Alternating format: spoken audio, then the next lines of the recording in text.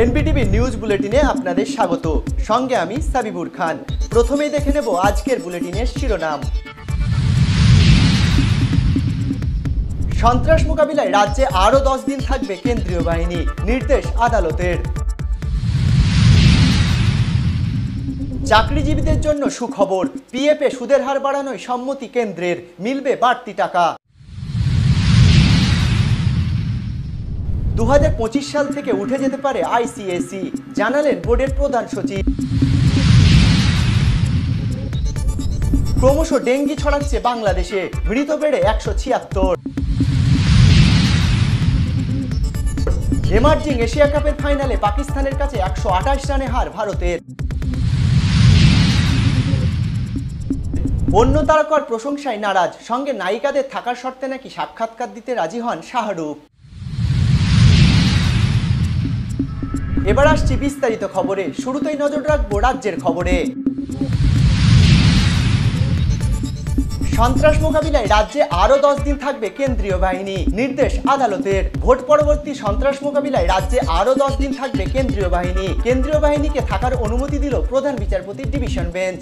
রাজ্য নির্বাচন কমিশন স্পর্শকাতর এলাকা শনাক্ত করবে, সেই সব জায়গাতেই মোতায়েন থাকবে কেন্দ্রীয় বাহিনী, নির্দেশ দিলেন প্রধান বিচারপতি।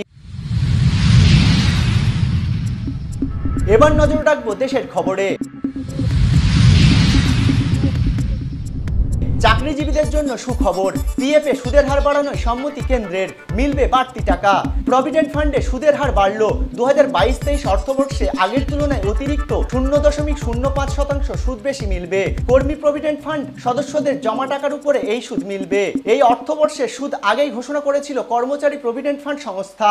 গত মার্চ মাসে সেই ঘোষণায় সোমবার সম্মতি জানিয়েছে কেন্দ্রীয় অর্থমন্ত্রক। এর ফলে প্রায় 6 কোটি সরকারি ও বেসরকারি চাকরিজীবী গত বছরের তুলনায় বেশি হারে সুদ পাবে। 2025 সাল থেকে উঠে যেতে পারে আইসিএসই, জানালেন বোর্ডের প্রধান সচিব। এবার কি সিবিএসই পথেই হাঁটতে চলেছে সিআইএসসি বোর্ড? গুরুত্ব হারাতে চলেছে সিআইএসসি দশম শ্রেণীর পরীক্ষা অর্থাৎ আইসিএসই? সবকিছু ঠিক থাকলে দ্বাদশ শ্রেণীর আগে বোর্ডের এই পরীক্ষা দিতে হবে না পড়ুয়াদের। সিআইএসসি বোর্ডের প্রধান সচিব জেরি আরাথুন জানিয়েছেন 2024 সালে council for the Indian school certificate examination বোর্ডের দশম শ্রেণীর পরীক্ষা অর্থাৎ আইসিএসই হবে। তবে 2025 সাল থেকে এই দশম শ্রেণীর পরীক্ষার হবে কিনা নিশ্চিত নয়। ওই পরীক্ষা হবে কিনা তা ঠিক করবে কেন্দ্রীয় শিক্ষা মন্ত্রক। এবার দেখে নেব আন্তর্জাতিক খবর।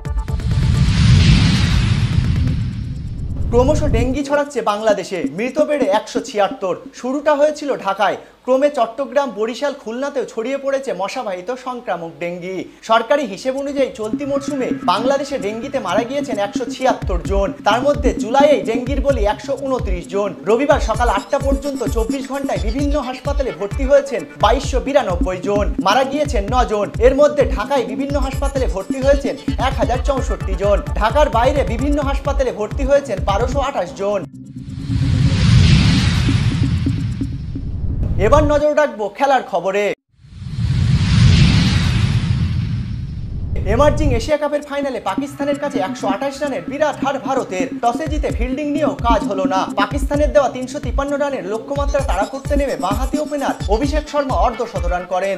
বাড়তি প্রত্যাশা ছিল অধিনায়ক ইয়াজুলের ওপর। ভালো ছন্দে ব্যাট করছিলেন, কিন্তু ক্যাপ্টেন আউট হতেই ভারতের জয়ের সম্ভাবনা কমতে থাকে। শেষ অবধি 224 রানে অল আউট হয়ে যায় ভারত। টানা দ্বিতীয়বার এমার্জিং এশিয়া কাপে চ্যাম্পিয়ন হলো পাকিস্তান। টুর্নামেন্টে ডিআরএস না থাকায় বেশ কিছু সিদ্ধান্ত নিয়ে ধোঁয়াশাও থাকলো। সবশেষে আসবো বিনোদনের খবরে। অন্য তারকার প্রশংসায় নারাজ, সঙ্গে নায়িকাদের থাকার শর্তে নাকি সাক্ষাৎকার দিতে রাজি হন শাহরুখ। সোমবার সকালে শাহরুখ খানের ছবি জওয়ানের প্রথম ঝলক মুক্তি পেয়েছে। প্রথম ঝলকে শাহরুখ সকলের মন জিতে নিয়েছেন। তবে অভিনেতার প্রসঙ্গে বিনোদন জগতের সঙ্গে যুক্ত এক সাংবাদিক যে মন্তব্য করেছেন তা প্রকাশ্যে আসার পর শাহরুখ নিয়ে বলিপাড়ায় অন্য চর্চা শুরু হয়েছে। সাক্ষাৎকার দেওয়ার সময় নিজের প্রশংসা ছাড়া শাহরুখ নাকি অন্য কোনো তারকার, বিশেষত বলিপাড়ার অন্য কোনো নায়কের প্রশংসা করতে রাজি হন না। নায়িকাদের সঙ্গেই নাকি সাক্ষাৎকার দিতে বেশি পছন্দ করেন অভিনেতা। আজকের নিউজ বুলেটিন এই পর্যন্ত। পরবর্তী সব খবরের জন্য নজর রাখুন শুধুমাত্র এনবিটিভিতে।